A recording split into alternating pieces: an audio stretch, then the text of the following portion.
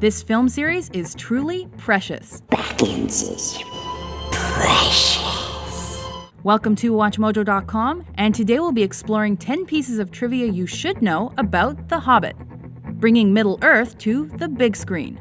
Kicking off our list is a factoid about the struggle to adapt J.R.R. Tolkien's fantastical writings to the screen. Legends like Stanley Kubrick and even the Beatles voiced interest, but the first to actually do it were Rankin and Bass, the guys behind all those classic stop-motion Christmas specials. Their 1977 musical, The Hobbit, came out a full year before the ambitiously rotoscoped adaptation of The Lord of the Rings. Well, Frodo, I can see your Uncle Bilbo hasn't changed much. More than one kind of Hobbit. The central characters in both The Lord of the Rings and the Hobbit series are, well, the Hobbits. These halflings only measure between 2 and 4 feet tall and are the cousins of mankind. There are even 3 distinct offshoots of the Hobbit race: the tiny, dark-skinned and beardless mountain and hill-dwelling Harfoots, the broad-shaped river-dwelling Stoors, and those who live in the woodlands, the tallest and fairest of them all, the Falahides. We are all at your service. Becoming Bilbo Baggins. Finding a young Bilbo Baggins for 2012's The Hobbit series was not an easy task. Before the part went to Martin Freeman, Harry Potter's Daniel Radcliffe, Doctor Who's David Tennant, Transformers' Shia LaBeouf, X-Men First Class's James McAvoy, and Spider-Man's Tobey Maguire were all candidates. So,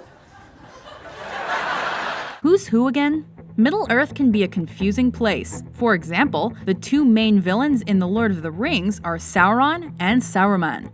Because of the similarity, studio execs for the 1978 animated feature renamed Saruman Ahriman, but changed it back after receiving negative feedback. However, you can still hear the altered name in certain parts of the movie. Meanwhile, in the world of The Hobbit, there are no less than 13 dwarves accompanying Gandalf and Bilbo on their adventures, and most of their names rhyme. So, tomorrow begins your greatest adventure. The comic relief. Even though it caused the director some grief, the company of dwarves was an important part of The Hobbit. These quirky characters brought humor to the story and helped make this installment more child-friendly. Since their names were so similar, it was important for Jackson to distinguish them from each other. Different clothes, hairstyles, and beards appeared on each dwarf, not to mention their individual personalities. Please, not every time. Get off. Jackson expanded the characters so much, he had to split the novel over 3 movies. The screen legend returns. To our relief, director Peter Jackson didn't need to find a new Saruman for 2012's Hobbit trilogy. Christopher Lee overcame old age and health issues to reprise his role, and it's a good thing. Tolkien himself had recommended that Lee be involved should Middle-earth ever appear on the big screen. Sure, he intended Lee to play Gandalf, but the Saruman role isn't too shabby either. Sauron has regained much of his former strength. He cannot yet take physical form, but his spirit has lost none of its potency. The Shire is a magical place in The Lord of the Rings. Middle-earth was created using effects and trickery. 2 different-sized Bag End sets were built for the Lord of the Rings trilogy and recreated for The Hobbit, so the actors would appear smaller than Ian McKellen's Gandalf. But that's nothing compared to the 1,800 Hobbit feet that were produced over the course of a year for the main cast for the original 2001 film. In the last 18 months, we've probably gone through about 20 litres of glue, about 450 miles of yak hair. Creature features. The Hobbits are not alone in Middle-earth. One of the creatures they face are inbred orcs called the Uruk-hai. In The Lord of the Rings, filmmakers gave them blotchy skin and other deformities to make their heritage apparent. The actors portraying them even had to blacken their mouths with licorice-based mouthwash. Of course, the terrifying creatures in The Hobbit make expanded use of computer technology.